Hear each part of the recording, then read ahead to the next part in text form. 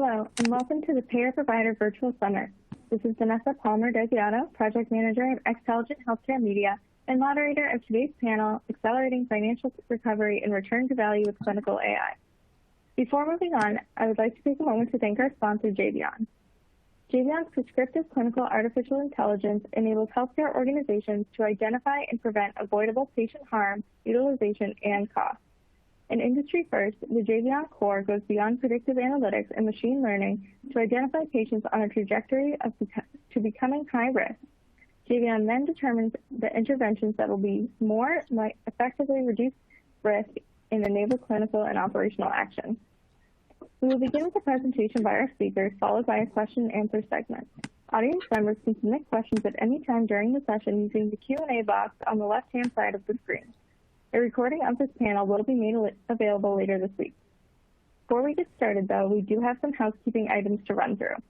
Today's session will play via your computer speakers, or if you'd like, you can use headphones if those are available for you to plug into your computer. We do not have a dial-in for today's presentation. For all technical matters or difficulties, click the help icon at the bottom of the screen. Now I'd like to introduce our speakers for this afternoon's panel, Dr. John Frauenfelter, Chief Medical Information Officer at Jvion, Dr. Deepak Talreja, eCare Medical Director and Chair of Clinical Solutions Group at Sentara Healthcare, Dr. Zena Brown, Vice President and Medical Director of Population Health at Northwell Health, and Dr. John Showalter, Chief Product Officer at Jvion. With that, I'd like to welcome Dr. Frauenfelter to begin today's presentation. Thank you very much. We appreciate your time today. And we're going to jump right in with our first presentation with Dr. Talreja and looking at how AI can support better utilization practices and driving to the right care and the right setting for patients. So Dr. Deepak Talreja, talk to us about what's happening at Sentara and how you can drive utilization with the power of AI insights. Sean, thanks so much for inviting me, and I'm honored to be a part of this conference. Quickly, my background, I'm an interventional cardiologist with a focus in structural heart disease. In this era, that means catheter-based valve implants, creating holes in the heart, closing holes in the heart, doing a lot of sort of high-risk procedures in patients that have urgency to their care. I've had the fortune at Sentara Healthcare, which is a top 50 U.S. World News Report cardiac program in the U.S., to be involved in our electronic platform as an eCare medical director since we moved on to Epic back in 2006. And so I've spanned those worlds between understanding and helping implement our EMRs and technical solutions to being a clinician whose day job really is taking care of patients and doing procedures. And your question, I think, is exactly at the focus of a clinician, on the mind of a clinician like mine. This has been obviously an unprecedented year with the COVID-19 pandemic, and in the world of cardiology, that's had dramatic impacts on us. Beyond the clinical scenarios that accompany COVID, it has brought to light concerns we have around infrastructure, around allocating care, around scheduling procedures, and getting the right patient the right care they need at the right time. I'll share with you, for instance, we're the 5th largest TAVR program in the United States, and we've been fortunate to stay very busy and have great outcomes. Prior to COVID, were doing about 5 TAVR cases on the days we did TAVR procedures. We have a streamlined process. We bring patients in, operate on them, move on to the next patient. As COVID tied up ICU beds, it became very difficult on a daily basis to figure out when we could get a patient to the procedure and have recovery beds in the ICUs and other places afterwards. And I'm in Virginia. We were fortunate compared to a lot of areas in the country, but even in a state like Virginia that's done very well, it's dramatically changed everything we do. Now we're lucky to do 2 to 3 cases a day. And for instance, this morning when I came in, our schedules are all disrupted because there are 18 patients on the schedule for operative procedures. 3 were TAVR patients, and the first news we got in the morning at 6:30 was we have 11 beds, and so we had to triage and decide which patients needed to go the most urgently. 1 or 2 of the patients have already been canceled before, and this is their second track in. So in an era past, that would have been sitting down with a dry erase board and sort of figuring it out and a lot of communication. Now we live in an era where we need to leverage technology to help us make those decisions beyond each clinician calling in and saying, my patient really needs to go first, push all the other ones behind them. John, if you can go to my next slide, or let me see, can I fast forward? It looks like I can. So Sentara Healthcare has been in the business 130 years. Just over that, we have 12 hospitals across 2 states. We have medical groups, hospitals, and insurance product, 30,000 plus members of the team, including our physicians, other providers, our nurses, administrative staff, and all the folks it takes to make a program like this work. We have inpatient and outpatient facilities, urgent care centers, rehab facilities. It's obviously a large operation, and I think, like many of the big operations out there, we face the same challenges. So what I just described to you, I know many of you in the country are facing similar versions of that. So we all know that ultimately we have to find a way to connect value with utilization and optimize this. There are unique challenges we're facing now, but even before the COVID pandemic, these were the issues we had to figure out. It's resource allocation and figuring out how do we do the maximum good at the right time for the right patient. We have great teams that have worked hard to get this there, but we need to leverage every resource to figure out these questions. That's where I definitely am a very strong believer in the benefits of artificial intelligence. And obviously this is a buzzword that's all around the world, whether you're using Siri or Alexa or in healthcare. The world, adding AI to any word increases the expense and utilization of whatever comes afterwards. But really, we do live in an era where, fortunately, there's a lot that can be done. So from a physician standpoint, the things on my mind are automation of processes where it saves clinician time to focus on the things that really matter most, like communicating with our patients or seeing them in clinic and doing things like that. Cognitive support. We had ongoing discussions this morning. Our clinical solutions group has met, and we're talking about work around troponins and heart failure projects. And the idea is we're inundated with information, especially in the world of cardiology, where we have continuous data streams from device monitors, both implanted and external, and patients eager for us to see their Apple Watch and their Fitbit recordings. There's too much data and not enough time to analyze what could be very important information. So additional cognitive support to process that data and to help form guideline-driven recommendations. We continue to look at, as new data comes out. This week was the American Heart Association Scientific Sessions. And if you look at adoption of technologies in the management of cardiometabolic disease like lipids and diabetes, our adoption based on our own guidelines is generally somewhere in the 50 to 70% range. Why are we not doing more of what we should be doing based on our guidelines? It's because of cognitive overload, insufficient time, and having resources to help us figure out what's the most important thing to do with each patient. Who are the sickest patients who need the most time is critical, and that will allow us to optimize our delivery of care. To underscore that point, this is from a recent article looking at clinicians' supply. And I think a lot of systems would argue, if you look right now, we're not seeing that increase in clinician supply. This article predicts we're actually seeing that our older clinicians who've really served the community for a number of years and done a tremendous job are retiring at faster than expected rates, and it's harder to replace them with new clinicians. And that's in a setting where, as the gray bar shows you, the clinical demand is on the rise. And I think that gray bar also underestimates what I really see as the coming burden of additional information, additional labs, patient questions around things. You know, now we release all notes to patients based on federal mandates, and that only increases the number of questions that come up. More people are buying Apple Watches, Fitbits, and device products that give us larger streams of information. And so how do you meet this demand? Well, we think really a lot of this is going to be addressed via AI. If you can use artificial intelligence to put the right information at the fingertips of a clinician, and also to figure out where and in what situations that information can be addressed without getting the clinician involved, or at least pre-addressed to reduce the amount of time the clinician needs. I think there's tremendous promise for the future. This keeps me up at night, and the idea that AI may be one of the tools that helps us. I know John's going to talk about some of the work in game theory, and as both a chess player and a Go player, I'm super excited to see more about his slides, and those are areas where I've seen tremendous inroads in where AI has done things we never would have expected a decade ago, and I think medicine is ripe for that same revolution.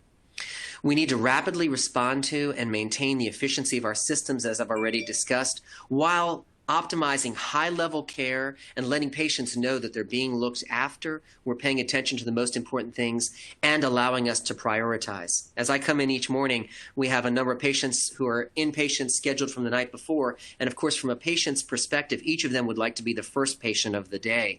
Understandably, I would too, but we need to have good ways to prioritize these patients.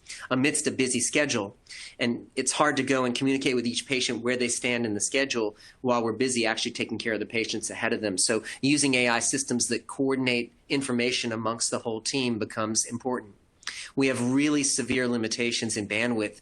There's only so much communication and so many people, the nursing units, the nurses taking care of the patients, the care partners, the ward clerks, and our teams in cath labs and non-invasive areas need access to that information, and it's changing quickly.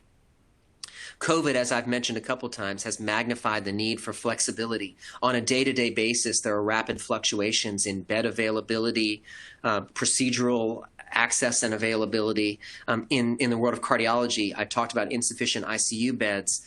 For a long time, back in March and April, we were really worried about what we were going to do around ventilators and ECMO in the sickest patients. We've been lucky. We built some systems, and actually one of them we've worked with together with Jvion in a huge pilot that's helped us prioritize these patients to figure out who gets a ventilator if they need it. And we've been fortunate. We haven't been inundated and in a situation where we've had to make the toughest of the decisions. But fortunately, because of this AI work we've done, we're prepared for when that time comes.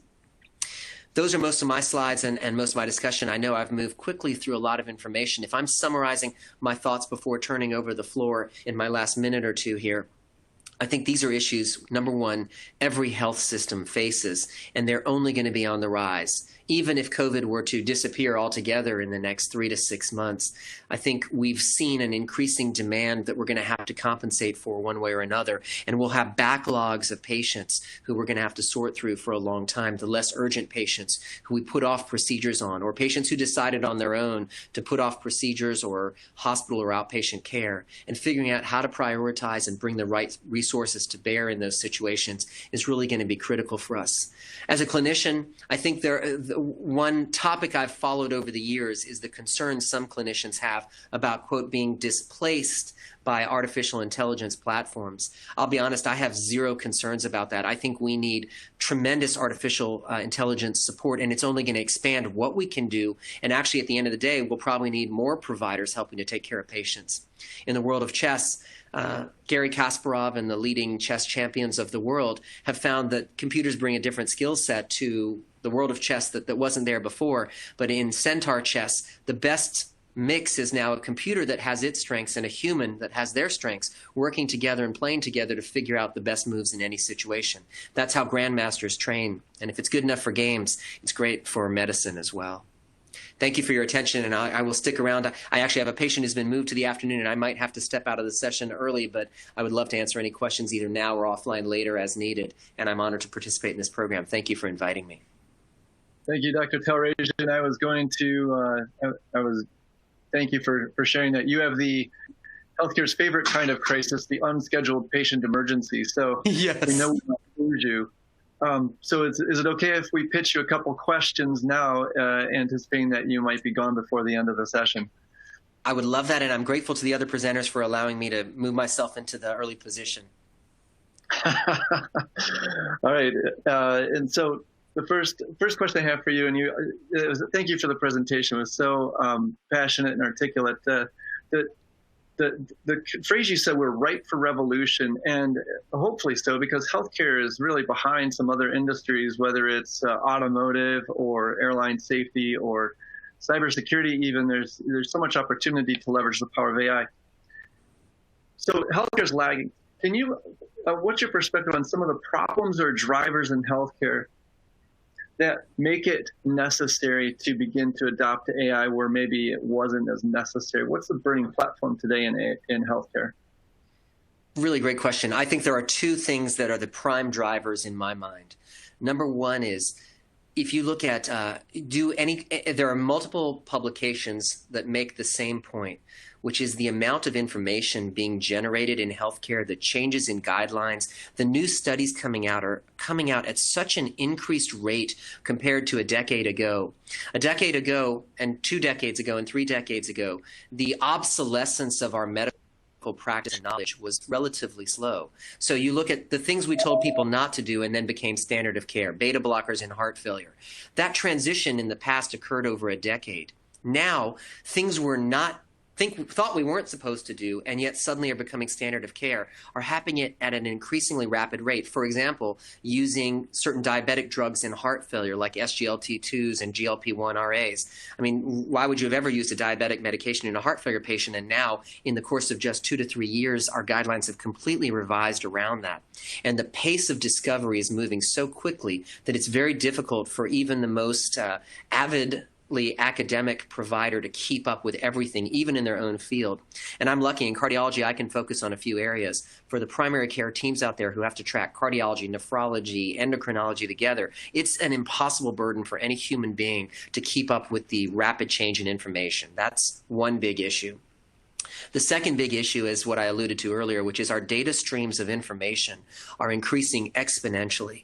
High quality clinical information, and what's hard is an EMR can collate all that information, but without some sort of AI process or some sort of clinical support that allows that detail to be processed, a fear I always have of going into a patient's room and there being one critical piece of information in a chart that I don't have in front of me and haven't had a chance to look for and is eluding me, but could explain a diagnosis I've missed or a medication I should or shouldn't use in that patient. Those kind of the rapid progress of medicine and the increase in the amount of information we have to process, to me, are the two biggest drivers. Thank you. One more for you, and I'll probably ask this in some flavor to all of our panelists, but we certainly can't avoid the reality, the coming reality. AI is coming. But is the promise of AI for today, is it legitimate or is it still hype, and why? I love that question. So actually, it was fascinating. The American Heart Association scientific sessions were just put on, and two of the sessions I focally listened to with great interest. One was focused on AI, hype or hope, and that was the whole discussion topic there. And I agree with the overall opinion there. I think there's a little bit of both, but in general, 10 years ago it was hype. You add AI to the name of anything, and it kind of piques people's interest, but there wasn't a lot of AI then. Now I think it really is coming. It's not hype. It's hope, and some of it is real-time and active. I alluded to the projects we've done on identifying patients using the Jvion platform at highest risk of deterioration as to who could be sent home safely from EDs and who couldn't. Projects like that, I think, are real. They exist. And obviously, we've got a lot of work to do. I agree with you when you say if you look at medical platforms, it's frankly a little embarrassing where we are compared to other arenas. I have teenage children, and I look at my iPhone or their video gaming platforms, and they're in like 6th generation technology. It's very finessed. It's end user satisfying to use those products. It's great. In healthcare, we have a lot of challenges. We're in our 2nd, 3rd generation of products, and there's a lot left to be done.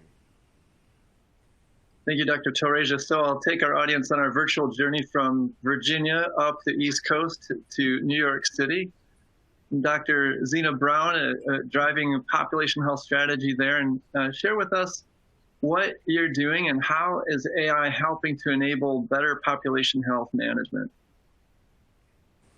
Hi, good afternoon, John, and thank you so much for inviting me to be on the panel. Really a pleasure to be here and talking about this work of which I am passionate, and I would imagine many folks in the audience are also passionate. So just as a quick sort of reminder, Northwell Health is the largest not-for-profit employer in New York. We have services that range from Westchester County and environs all the way through Eastern Long Island, including all of the 5 boroughs. We are 74,000+ employees. In our employed physician group, we are in the 3,000 to 4,000. When you include the IPA, about twice that number.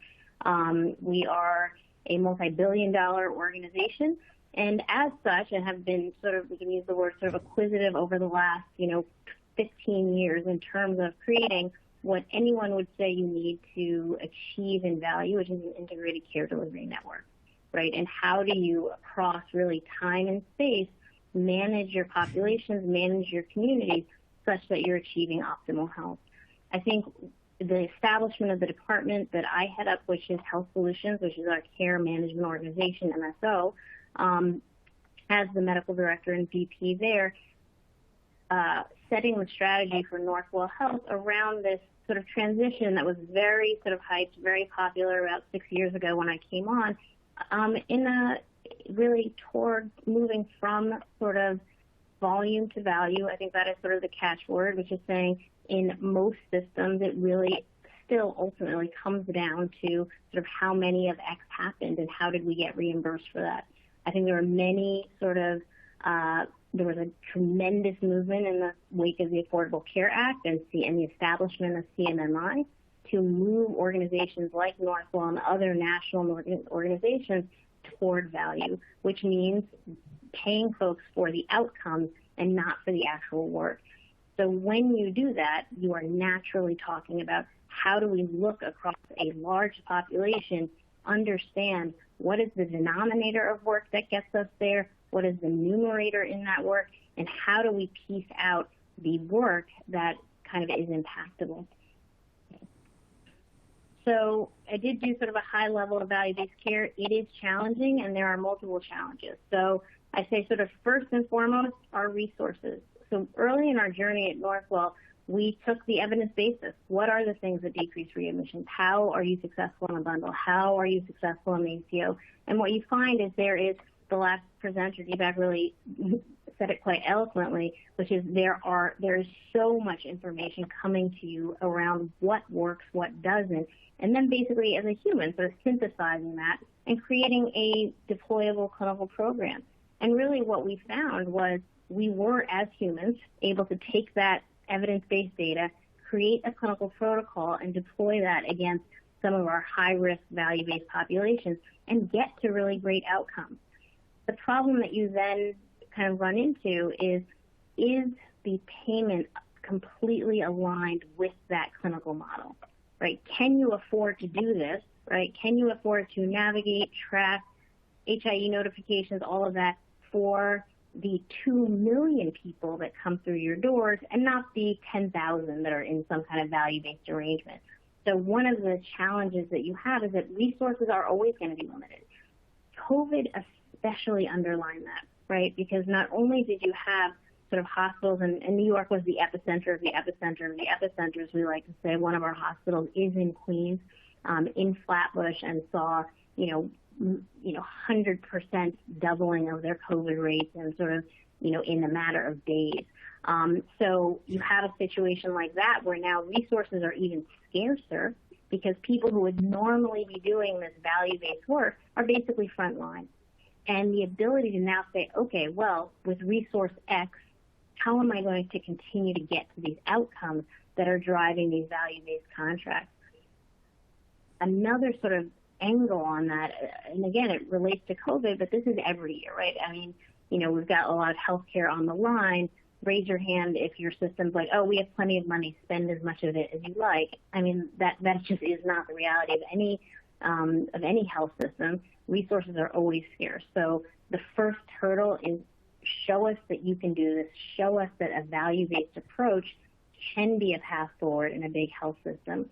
So then once you get that clinical and financial point, like, yeah, but show us you can do it for less. Like, that was all well and fine doing it that way, but now how do you scale this? How do you make this so that we can potentially do it for 2 million people and really move forward with a stronger value-based portfolio?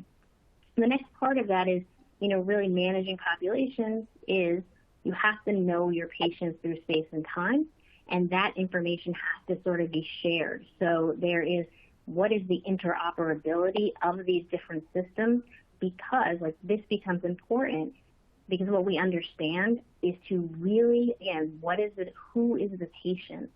If you are not identifying these are the attributes of the patient, then, and you don't have interoperability, then you are not sure what are those things that are going to change the path for that patient, and are there areas of information that I am not seeing. I am in this silo and something is happening over here, either historically before I was even involved with the patient or just timely. And one of the things we talk to our teams a lot about is this is not, you go into the hospital and I promise you, every hospital administrator can tell you by name their top 100 readmission patients. They know, and they can say that patient's very high risk for coming back. Having said that, they're going on a set amount of information. And what we talk to our teams about is what would that look like if you could take more than just their last few readmissions and their current diagnoses to really help you do what people do for those top 100 for 1,000, and really have that set of a picture in your head, really like that patient's going to come back, and maybe it's nothing you would have thought. It might be sort of a geographic kind of sphere that they're sitting in that puts their risk higher. So this idea of the resources, scaling those resources, the interoperability of bringing lots of information from different parts of your system and then having that give you insight, that is absolutely one of the things that has to be solved for in population health. And then obviously the financial implications are both of those things. You have to show that there is ROI on these types of investments.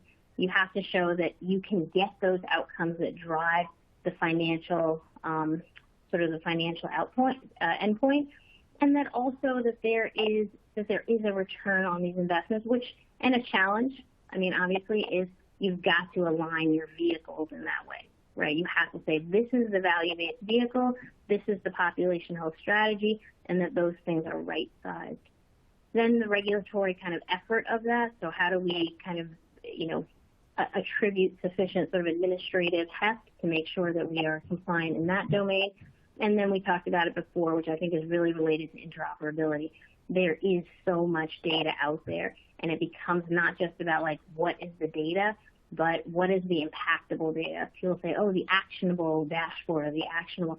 And where we are, I love it, the hope versus hype, is that forever there's sort of the actionable dashboard, but there's two challenges there. One is it can show you actions that you could take, but does not necessarily connect that with the likelihood that that action in particular is going to lead to some change. And that's a big conundrum, and we just have not had anything that does that particularly well historically.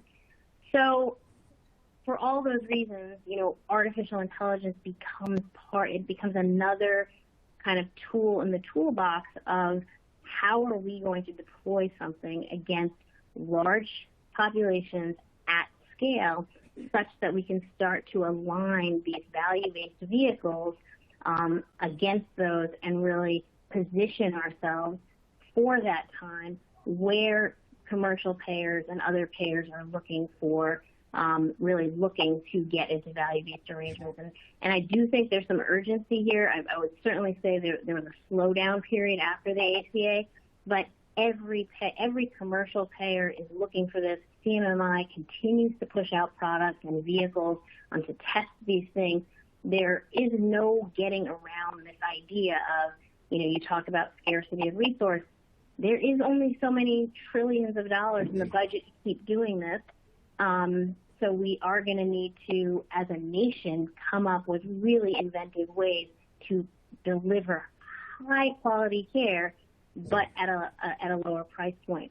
So what are the keys? What are the challenges? How do you do this, right? So Jvion calls and says, I have a million things I could do for you. Like I can predict your pressure wounds. I can tell you who can leave the ED safely. I can, this technology can do many, many things. The first and if you're looking for any sort of advice, my first and best piece of advice is that these things have to be aligned organizationally with your strategy. It is an amazingly shiny object. It really is that powerful, and especially if you're a clinician who is working in this space, my first words are, we have to have it. This is part of the future. This is part of the toolbox. It has got to be aligned with something that is important to your organization, because then otherwise you just have the shiniest toy that nobody is using. And, in our case, where we aligned was around readmissions, right? This is a great place because organizationally that's influencing our star rating. Everybody wants to have our hospitals be the best in the country, right? U.S. News & World Report, or the CMS star rating. The hospital readmission penalties are now getting to a 3%. So that math is now leaning heavily toward we really need to stop these readmissions. The patient experience and sort of what they're getting, that is also critical. So everybody was sort of aligned with, like, yeah, if there could be some technology that helps with this problem, we are for it. We understand how it can help you. If there is no organizational alignment sort of down the path, any deployment, and I guess this really goes for anything, but I would say in our case that was very important and allowed us to get buy-in both locally and then sort of at the C-suite. And then process. It does become about how are you already doing this? And that is very helpful for, when you're working with teams that are processing lots of data for you and giving it back, is to understand what are we doing now? What do we think is working? And how does this integrate with that? Because it is not, there was an interesting example of the chess with the computer and sort of a person, because this is not something that can replace what people do. It can inform what people are doing so that you can have a much more efficient, scalable model. And it is informed, right? So that's the whole machine learning part. It is informed by the behavior of the humans involved, meaning if you have a care coordination, a nurse, a physician, and the patient. So the entire process is multiplied, sort of the information is multiplied as a patient is going through time and space. So process and how these different pieces of information get shared and enacted upon is just sort of key to this being successful. And then measurement. And I think that's key. That is the name of the game in population health, which is what are we trying to do? Where are we trying to be? And when do we have to be there in order to be successful in this vehicle? So if you are not clear on what that looks like, it will become very hard to understand if this is good, bad, or indifferent. And then what you end up with is like, yes, we did all these activities, as opposed to, well, basic model, we were 100% doing MedRec within 48 hours, right? This is an evidence-based way to keep people from being readmitted. You apply artificial intelligence, and it tells you about 50% of patients, the first thing you want to do in the first 24 hours is figure out what's going on with their diet. And that's not a real number. This is an illustrative example. But that's not what you would have done in the first 24 hours. You would have done the MedRec. But if you are being told this is the high-value strategy for this patient, then what you can then say is, like, before this thing, we were doing 80% MedRec within 24 hours, and we would do diet and nutrition in week 2. We are going to measure what these activities are and know that actually, new model, we're doing diet and nutrition in that first week. MedRec is happening at 72 hours, and then, the consult for physical therapy actually just kind of fell off the list. It didn't seem like that was one that was going to change the the curve for this patient. So sustaining your AI, buy-in, finances, everything else is going to depend on your ability to measure how it is influencing the humans that are both doing this work and on the other end of those interventions. So last slide, and we talked a lot about a lot of these concepts, which are, here is sort of evidence-based medicine, and this is where it starts. So in all of these programs, I'll give you an example. We sort of sat down, we did the program, we test pre and post, we see if that's statistically significant, we say like, yes, this is working, our model is great, fabulous, wonderful. At the same time, all these value-based vehicles are chugging along. So the luxury of being like, well, let's just pilot and see what's what. Like CMS is not like, yes, pilot, let the readmissions happen. We're not, right? The reality of healthcare is that it is all happening all the time. So what AI allows you to do is all those iterations that you would be doing with your, just our standard sort of quality improvement biostats approach, it is iterating on those sort of every month and saying, like, here is the thing that is going to change the projected outcome here. And that is very powerful.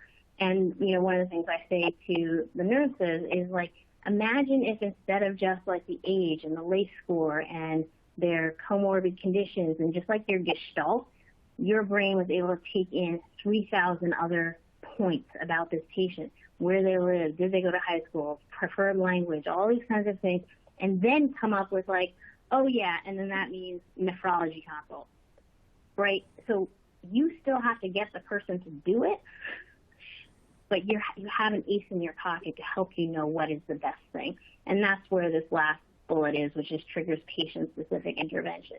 It is not just saying, here is what this patient looks like, but here are maybe these things, maybe you thought of them already, or maybe you didn't, that are going to help that patient get to the healthiest place that's going to allow for the positive outcomes in your value-based population. And then lastly, I mean, Pablo Picasso, computers are useless. They can only give you answers. So, you know, I think when Pablo Picasso said this is back in the 60s and a computer took up, you know, 8,000 square foot and it was like these little chips. So his idea that you're just saying like, well, what's 8,001 plus, you know, whatever, that didn't seem particularly exciting to him. Where we have evolved, I think there is some truth to that, because you do, and getting back to how does this become successful for you organizationally, you have to know what questions you want to answer, right? You have to start with the question, which is how do we improve in this? How do we make this happen more or this happen less? Without the questions, there is nothing. And those questions start with humans that are informed by some of this information. But additionally to that, I mean, I think this idea that the answers at the time of Pablo Picasso were probably these very sort of simple answers. And what we are looking for now, what we have to have, is intelligence around answers that are much more complicated and sometimes, quite frankly, not to our human brains, but would not be our instinctive answer. So our instinctive answer might be, no, thing one is cardiology consult, where the non-instinctive data-driven answer is thing one, endocrinology consult. And I believe that concludes my slides. Dr. Brown, thank you. And that was a very poignant comment you ended on, that at clinical care, we use our instincts a lot. And sometimes our instincts aren't always right. And it's hard for clinicians to accept that. One question for you, and then we'll segue to Dr. Showalter. Thank you. You made a compelling case for the power and the value of AI to accelerate program objectives and align with strategy. But somebody in the audience might say, well, isn't what I have, my electronic health record, enough? There's a ton of data there already, and isn't that sufficient? Do I need something in addition to that, and my clinicians can take that and use it effectively? Yeah, so I mean, these points all sort of come together, which is, as clinicians, we are trained to see patterns, right? We are trained, you come in, you had surgery a week ago, you're short of breath, your O2 sat is out of whack with your lung exam. That's a pattern, a PE is happening. The problem is that when that is not what is happening, and you haven't pulled in the other pieces of information that you may or may not have, I think your previous speaker spoke to this concept of there is now, not only do we have insight into our own EMRs, we also get data from, in these cohorts from their claims files. We also get data from real time they showed up at someone else's hospital or ED.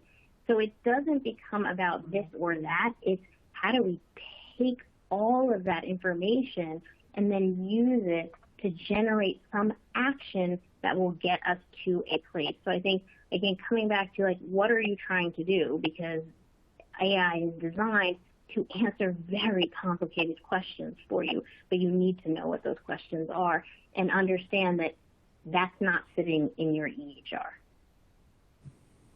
Thank you, Dr. Brown. And it's a perfect segue for Dr. Showalter, who's going to guide us a little deeper as we take our virtual tour from New York City down to our headquarters near Atlanta in Georgia.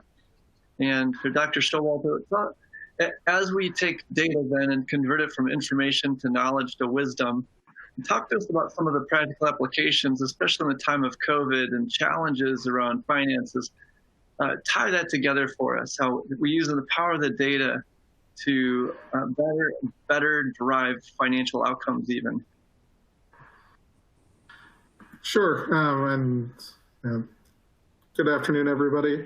As we're talking about AI and we're talking about hype to hope to reality, right? There's still a lot of hope that goes above and beyond the reality, and there's a little hype that goes above and beyond the hope and what we really can do. But AI thrives on this overabundance of data that we've heard, the other panelists talk about, we have so much data coming in. It is too much for any one person to keep up with. And those articles talking about how fast the medical data is coming through are, just mind-numbing for an internal medicine physician. And you've got, internal medicine specialties on the call today, and you can't keep up with all of it. And AI catches what's often missed, especially what's often missed in the pattern recognition that we're used to using from EHRs. When we have done clinical studies of, insights and next best actions from AI, what we see is, nurses, physicians agree with, 95% plus of the insights. When asked if they were planning on doing it or thought of it, they've thought of 80 to 85%. But ultimately, due to time constraints, they've only done 60 to 70% of the insights that have come. And there's a really powerful gain from, getting from that 60% that you thought of and did, but a whole bunch of things that you did due to pattern recognition, that if you were able to focus on the most important next step, you can get that compliance to 80, 90% with those best insights.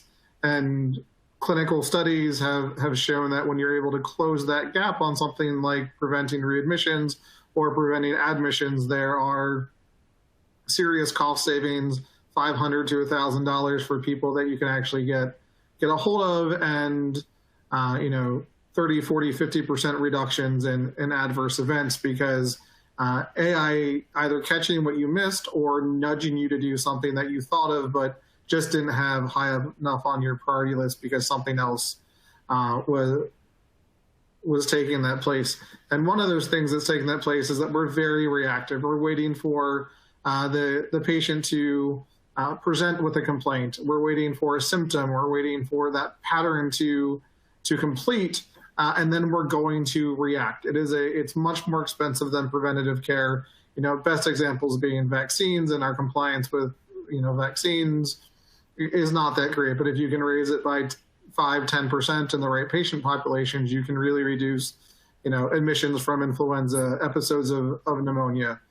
Even if you can't do that for the entire population, if you can focus on getting it done for the right 5,000 versus 2 million, you can really move the needle. And that takes you into a proactive approach. How does AI identify these patients that are most in need of something before the signs and symptoms start, before the events actually occur, and what are the likelihoods of these negative events happening, and then taking action to prevent and get into primary prevention.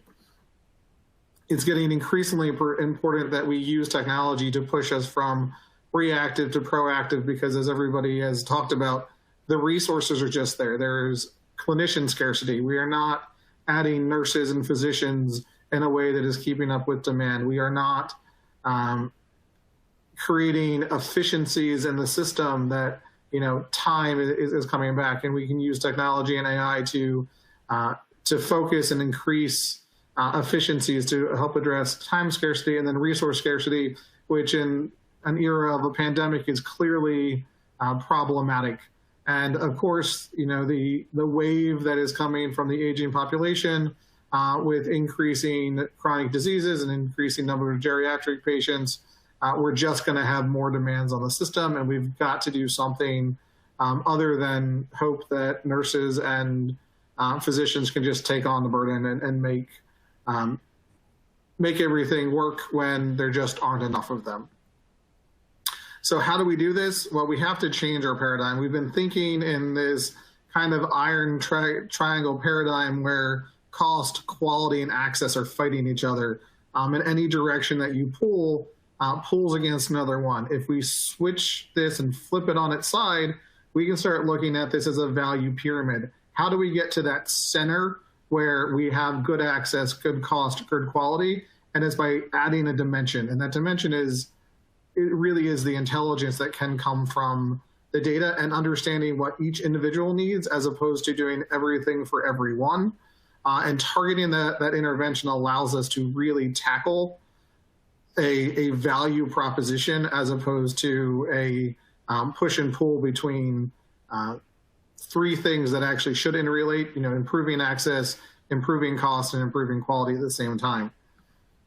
So, how do you do that? Well, one of the ways is you start looking at optimizing utilization and really looking at, well, what does that mean? Well, for some people, that means staying out of the hospital. That means an avoidable admission. Your CHF patients, your COPD patients, how do I keep them out of the hospital? There's no good from them being in the hospital unless they're really late stage and you're looking at a heart transplant or an LVAD patient. But really, your CHF patient, you want to manage at home, but they are high levels of admissions. There are high level of readmissions. And what's the technology that allows you to keep them out? Other patients, especially right now, are deferring care. You want them to come in. You want them to get the cardiac procedure that they need. They need a preventative surgical procedure. They haven't been in for their annual wellness. You haven't been able to check their blood pressure. You haven't been able to check their hemoglobin A1C because they're just avoiding coming in because of concerns. And right now, best estimates are preventative care is still down at least 80%, down to 80%, so 20% below normal year over year, maybe 25% below. And given the current surge, maybe worsening. And when you start looking at going for 6, 9, 12 months at mammograms and colonoscopies at 75 or 80% of expected, you start having a lot of patients that have bad conditions that weren't diagnosed because they're deferring care. So those you want to bring in, those patients you want to identify, you want to proactively outreach to them and you want to get them in. And then there's early identification where, especially in the oncology and pulmonary, early identification of COPD leads to the least expensive treatment. Clearly, identifying a malignancy at stage 1 is a lot more effective than identifying it at stage 3. So how do you identify those that are at highest risk and bring them in, and not necessarily just, those that are guideline driven, but the, 45-year-old who really is at risk for a colon cancer diagnosis and isn't getting a colonoscopy? How do you identify that from, all the millions of patients that you see and say, this guy really deserves a colonoscopy, let's proactively outreach to him and get it done? And then finally, uncompensated care and the burden of health systems not getting paid for the work that they're doing because of uninsured patients. And with a pandemic, over 40% of hospitals are seeing bad debt or uncompensated care increase. We expect as this continues and the unemployment continues that this is going to get worse, and it's turning hospitals into the funder of last resort. There are some people that describe this as a portrait of devastation in COVID-19, where the costs are just really outrunning the money that's coming in. Dish payments, are set to decline. They're not going to come down to the 50% that was rumored, but they are declining again this year.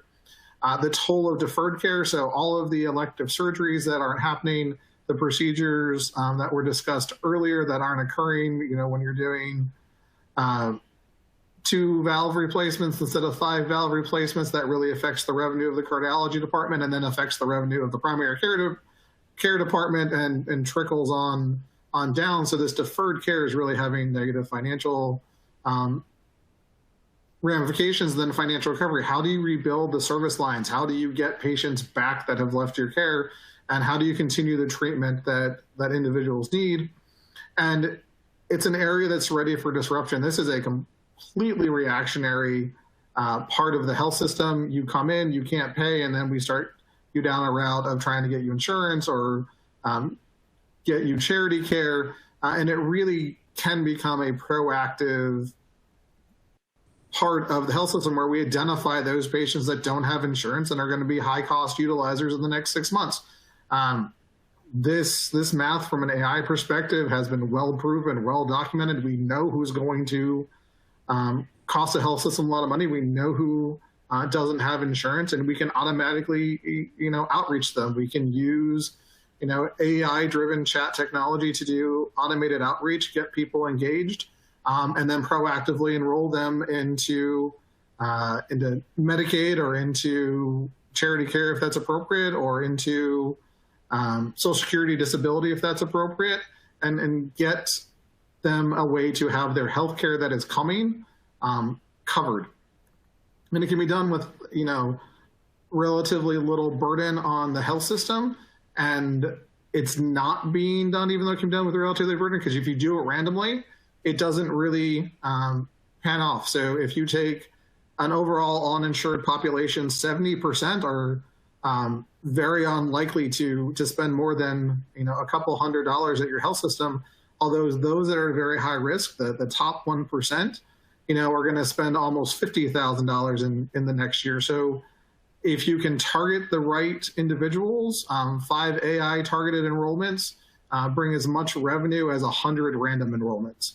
And that ability to target and understand who's truly at risk and put resources towards enrolling them does bring a lot of benefit for those individuals. Otherwise, they'd have a $50,000 medical bill with no insurance, and also brings a lot of financial relief to the healthcare system, where they're getting $50,000 in reimbursement instead of zero for those individuals. Workflows are very easy when you're looking at what the possibility of AI is. And again, this is a reality of AI. This isn't a hype or a hope. You can take that data on the uncompensated, uninsured population, identify those that are at highest risk. You can then put them through a contact AI-driven conversational AI and reach out to them via email, reach out to them via voice, via IVR, or reach out to them via text and understand where they're most likely to respond, get them engaged, get them understanding that they may have medical bills coming, and to get them in contact with somebody that can actually guide them through the enrollment process.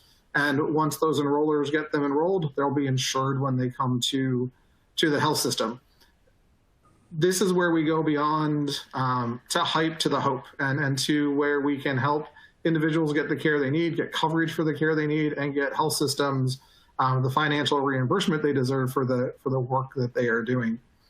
And again, that idea that we know who needs care or who should be seeking care allows us to avoid admissions when appropriate, bring in people that are avoiding care because of concerns about COVID, or identify those that are at most at risk for a condition and make sure they get appropriate screening. So with that, I thank everybody for their time and turn it back over to Dr. Fraunfelder for questions. Thank you, Dr. Showalter. And we are monitoring the Q&A box to see if there are any incoming. We have a couple of questions to start with.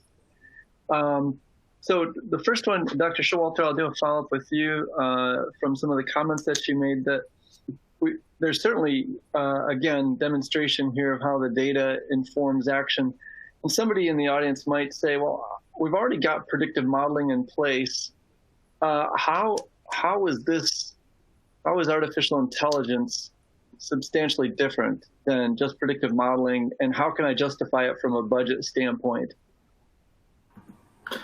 Sure. So we've had predictive analysis in healthcare, mathematically for decades, but it's always been in the pattern recognition of, I see this constellation of symptoms, so I think your most likely diagnosis is pneumonia. I think you might be having a heart attack. I'm going to get an EKG. But what's really coming with clinical AI is the ability to sort through that overabundance of information for the next best step for that person, for that individual. And that's where we really see the needle moving. Predictive analytics has been used for good cohorting, good outreach, good population health programs, and they have been shown to be evidence-based and effective. What we've seen is when you add AI to that, when you augment that pattern recognition or the predictions that are already being done, you really move the needle, and you move the needle forward in a way that we haven't seen with other technologies. When we look at avoidable admissions in chronic disease patients, the clinical studies and trials that have been done on clinical AI by us have shown 60% reductions in avoidable admissions or 25% reductions in readmissions. So it's really about the fact that this technology can supercharge the work that's already doing and move the needle in a way that predictive analytics really hasn't shown the ability to do. Excellent, thank you. And seeing if we have another question here from the audience. To Dr. Showalter, just a quick question here. Is Jvion doing any work outside of the U.S.? We're not currently doing any work outside of the United States. We do meet international standards for data privacy, for individual privacy, and for security. But right now, all of our clients are in the U.S. All right, thank you. And I have one here for Dr. Brown. And Dr. Talreja, can't tell if you're still with us or not, but if you're here, also feel free to chime in. But what are the barriers that you see to bring artificial intelligence in and getting it adopted? What's keeping it from rapid diffusion in the clinical space today, and how do we overcome those barriers? Well, I mean, I think the biggest barrier is that healthcare is misaligned, right? There is a disincentive most of the time to get the best outcome. So when the financial alignment is not in line with the clinical outcome, there is no, I mean, people as individuals or departments might say, like, I want to have better, whatever it is, fewer infections, fewer complications. But if there's no financial incentive, there's no gasoline on that fire. It's just sort of there. And then what you find is, like, people sort of reinvent the wheel, and then it just kind of, goes off. Things like coding and billing, that just gets better and better every year, right? Like, everyone's getting to be better coders. Epic is getting better and better at helping that because there's a financial incentive for that. So I'd say the biggest and the most difficult barrier is as a country and as sort of individual entities, hospital systems, finding those vehicles where you can get paid for a great outcome. And then once you're over that barrier, the next is, okay, we've got the vehicle. We understand sort of what the question is. We think that the best way of sort of meeting that target, or, I think we did talk about sort of scarcity of resources and the example of kind of COVID, and if you had something that could predict, if you use Jvion to predict who was safe to go home, that is a way to free up hospital resources in a specific setting like COVID. But I will come back to these other examples, which is like if you had a vehicle that really rewarded you for keeping people out of the hospital, out of the emergency department, it becomes now about saying, okay, how do we line up our culture, our resources, and our people with what is essentially a brand new way of doing things? Because everybody swears, right? We go back to the instinct. Everybody swears that their instincts are good. And so when you say, like, your instincts are good, that is valuable. Your connection with the patient is valuable, right? Because we can say, here's the top 5 things. We can believe that these are the interventions that are going to keep people from coming back to the ED. But if you have no patient engagement, it is all, vaporware, nothing. It's just a list of things. Great. You've got to get that team that's going to be doing this work, whether that's providers, whether that's nurses, whether that's administrative folks, to really understand the product. So people should understand how this works. It is very helpful in terms of launching. And then you really do have to get buy-in that this is working and that there is a faith that this will sort of help in that burning platform issue. And then, again, the most important step, and, we've been through this process with Jvion, which is like, and now show me the data. Prove to me. And not in this sort of double-blind randomized controlled trial. This is very complicated math that makes this artificial intelligence machine learning work.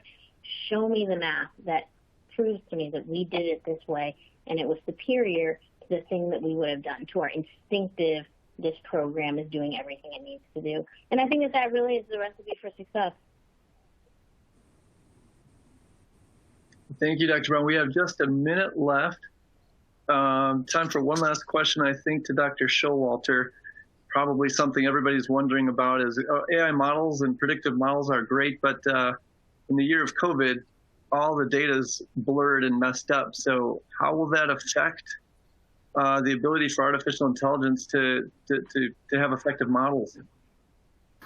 Yeah, we're going to see a lot of predictive models, whether they were classic scoring models or straightforward machine learning models, fall apart.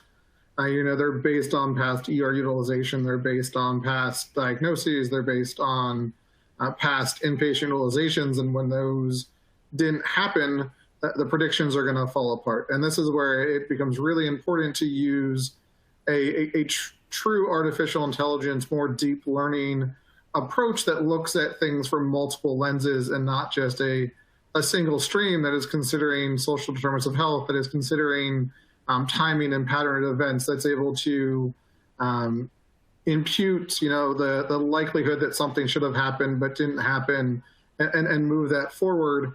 And those techniques will survive the missing data, but straightforward logistic regressions, neural networks, even random forests are not going to do well with the missing data. We have seen over the past several months that our approach that involves an understanding of trajectories and clustering and multiple machine learning techniques are holding up with that missing data. That's exactly what they're designed to do, to be able to understand what happens if data is missing, what's going to still happen to that patient even if there's missing data. But a lot of the classic predictive analytics are going to fail in the next 12 months and likely are to continue failing over the next years. If we get to a more value-based model where keeping people out of the hospital and reducing readmissions becomes financially aligned, that data is going to continue to be missing from those predictive analytics, and they're going to continue to get more and more inaccurate as we get more and more value-based.